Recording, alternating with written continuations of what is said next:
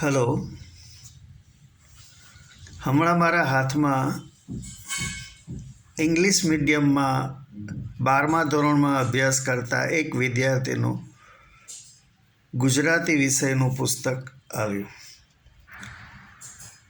પાના ફેરવતા 14મા ચેપ્ટરના શીર્ષકે મારું ધ્યાન ખેંચ્યું.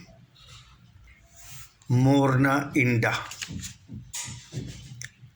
કુતૂહલતાથી મેં એ પાઠ વાંચ્યો, રસ પડ્યો, ગમ્યો. જો કે આ વાત કાલ્પનિક અને જૂના જમાનાની છે. ભલે અત્યારના જમાનાને સુસંગત નથી, છતાં બે કારણસર આપની સમક્ષ રજૂ કરવાની ઈચ્છા થઈ. પહેલું કારણ એ છે કે 6 માર્ચે આ વિષયની બોર્ડ એક્ઝામ છે. તેમાં વિદ્યાર્થીઓને કંઈક ઉપયોગી થાય એવો વિડીયો બનાવો.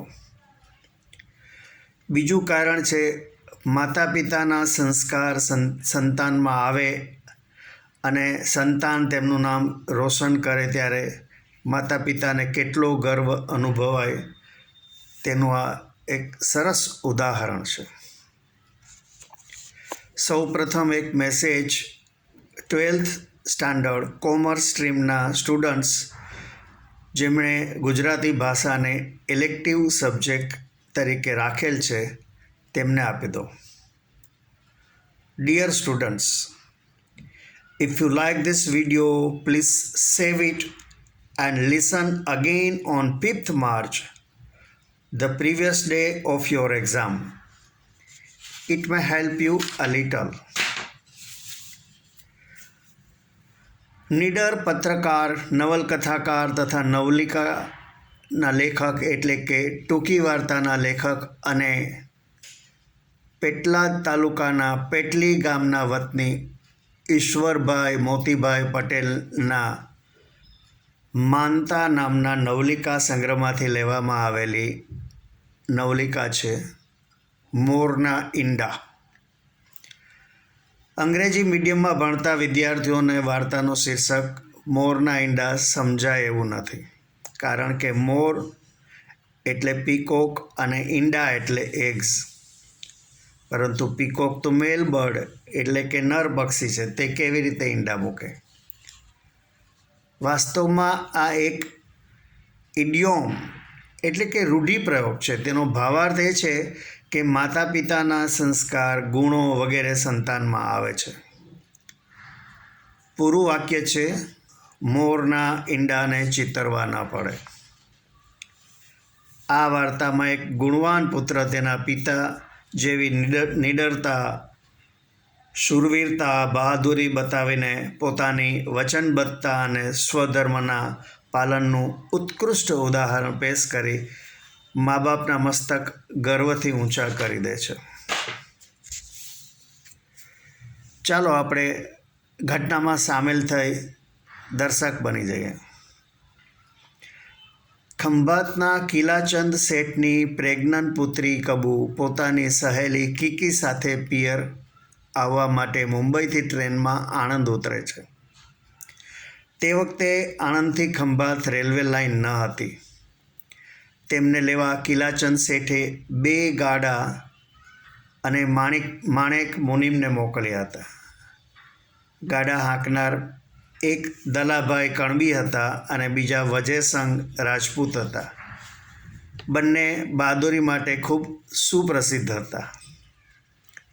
સાસરામાં પોતે કેટલી સુખી છે તે પિયરમાં બતાવવા કબુએ ઘણા દાગીના પહેર્યા હતા. રસ્તો ઘણો લાંબો હોવાથી માણેક મુનિમને લૂંટારૂનો ભય લાગતા તેઓ કહે છે કે બેન, આટલું બધું જોખમ સાથે ન લાવવું જોઈએ. કબુ કહે, કાકા, જોખમ ન લાવે ત્યારે પિયરમાં કેવી રીતે ખબર પડે કે સાસરીમાં હું કેટલી સુખી છું? મુનિમ કહે, પિયરિયા તો જાણતા જાણે પણ આપણા જીવનું જોખમ થાય ને. ત્યાં તેમને લાગ્યું કે મારું આ વાક્ય વજયસંગ અને દલાભાઈને નહીં ગમે, કારણ કે તેમાં એમની નામોશી થાય. એટલે વાણિયા વિદ્યાથી મુનિમજીએ વાક્યને બદલીને કહ્યું કે સારું છે કે વજયસંઘ અને દલાભાઈ આપણી સાથે છે એટલે કોઈ ભય નથી. પરંતુ ભય દૂર કરવા જ્યારે એવું વિચાર્યું કે દાગીના ઉતારીને એક દાબડામાં સંતાડી દઈએ ત્યારે વજયસંઘ અને દલાભાઈને અપમાનજનક લાગ્યું. તેમને લાગ્યું કે આમાં તો અમારું નાક કપાઈ જશે. તેમની મર્દાનગીને લાજે તેવું લાગ્યું. રાત પડી, રસ્તામાં આવતા ગામે મુકામ કર્યો. મુનિમને લાગ્યું કે આગળની મુસાફરી દરમિયાનમાં ગામમાંથી કોઈ વડાવીઓ સાથે લેવાનું સલાહભર્યું રહેશે.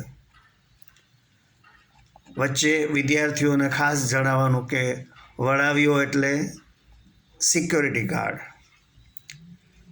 તપાસ કરતાં જણાયું કે ગામનો જાણીતો વડાવીઓ હતો, એનું નામ હતું મહીજી બારૈયા.